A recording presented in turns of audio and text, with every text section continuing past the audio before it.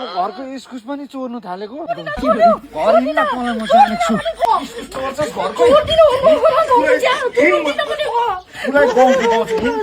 घरको इस्कुस चोर्छ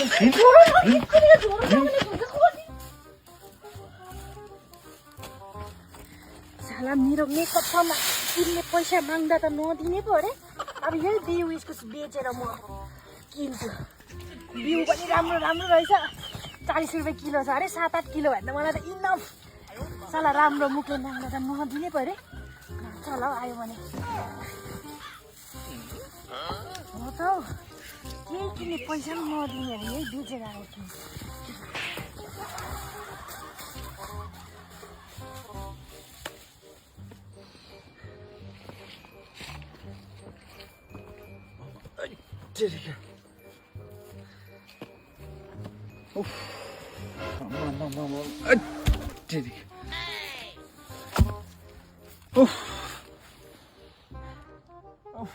के साह्रो गरम हौ है तेरिका हो भगवान।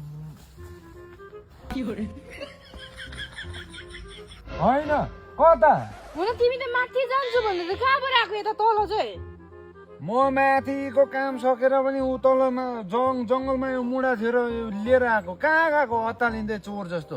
के को चोर जस्तो? उपला भाउजू बेमा जान्छ अरे, साडी पुऱ्याइदिएको भाउजूलाई। बेमा लाएर जाने छैन अरे लुगा। अन्त जङ्गलबाट निस्कियो त घाँस हाल्दै आएको नि अब।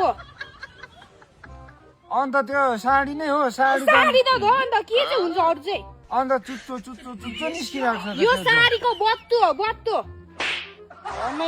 अन्त गरुङ खालको छ त त्यो ब्याग त। कहाँ छ हौ गरुङ? तिमीलाई त्यस्तो लागेको यी हलुमै छ त। खै यहाँ हेरौँ त ऊ घत्र किन हेर्नु पर्यो? साडी भनेको बुझ्दैन नेपाली?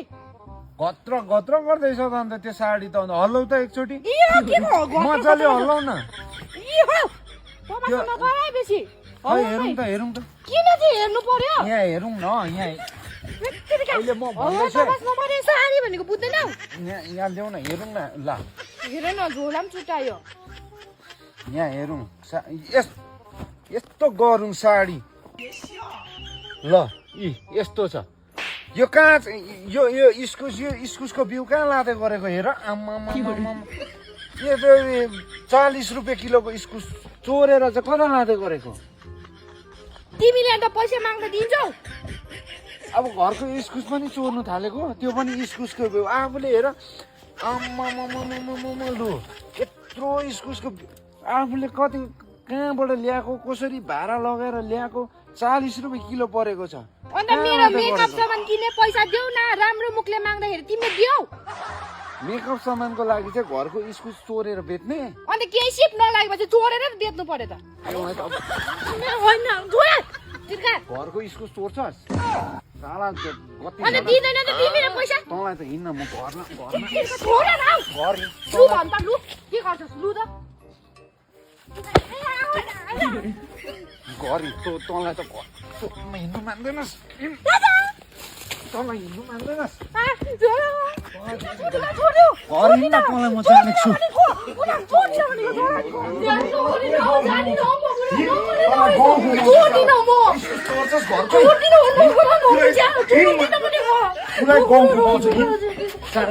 घरको इस्कुस चोर्छस्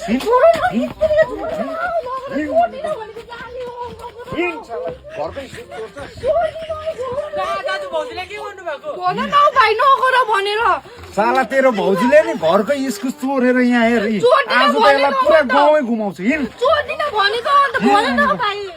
तपाईँको बुढी त हो नि, एकचोटिको लागि त माफ गरिदिनु नि। एकचोटि माफ दियो भने नि एकचोटि माफ दियो भने फेरि गर्नु पर्छ। आज त पुरै